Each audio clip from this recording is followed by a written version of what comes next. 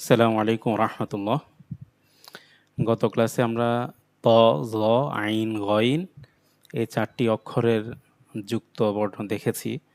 একটা আরেকটার সাথে যুক্ত হলে তার আকৃতি কেমন হবে সেটা আমরা দেখেছি। আজকে আমরা ফা, কফ, কাফ এই ৩টা অক্ষর দেখব। এটা হলো অক্ষর ফা। শুরুতে যখন ফা আসে তখন এভাবে আসবে।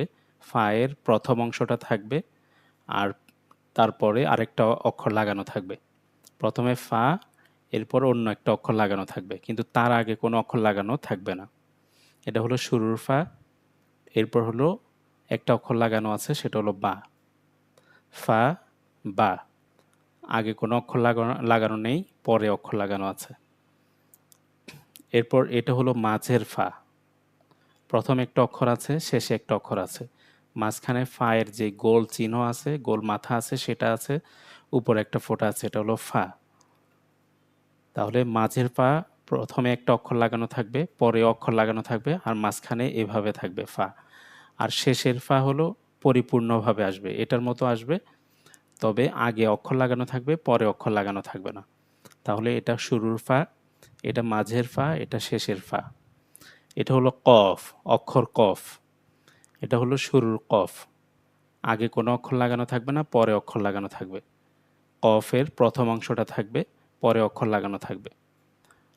এটা হলো মাঝের কফ, ফায়ের মতোই মাঝখানে এভাবে থাকবে, যে কফের যে মাথা আছে ২ ফোঁটাওয়ালা মাথা, গোল মাথাটা থাকবে, আগে অক্ষর লাগানো থাকবে, পরে অক্ষর লাগানো থাকবে। আর শেষের কফ, এটা হলো আগে অক্ষর লাগানো থাকবে, পরে কোনো অক্ষর লাগানো থাকবে না। তাহলে এটা অক্ষর কফ, এটা শুরুর কফ, এটা মাঝের কফ, এটা শেষের কফ। এটা হলো কাফ, অক্ষর কাফ।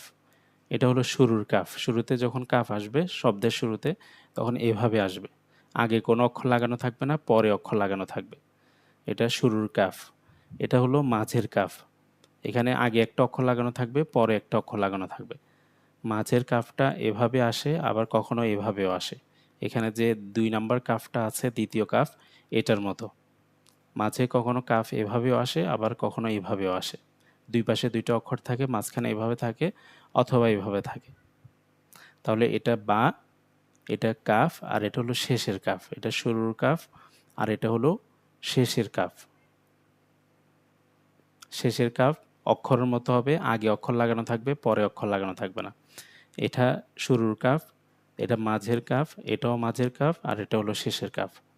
তাহলে এটা অক্ষর কাফ, এটা শুরুর কাফ, এটা মাঝের কাফ, এটা শেষের কাফ। এটা শুরুর কাফ, এটা মাঝের কাফ, এটাও মাঝের কাফ, আর এটা হলো শেষের কাফ। আমরা অন্য ক্লাসগুলোর মতো এগুলো ভালো করে দেখব। ৩ থেকে ৪ বার ৫ বার পড়ার চেষ্টা করব, দেখার চেষ্টা করব। দেখলে অক্ষরগুলো আমাদের চেনা হয়ে যাবে সহজে। আসসালামু আলাইকুম ওয়া রাহমাতুল্লাহ।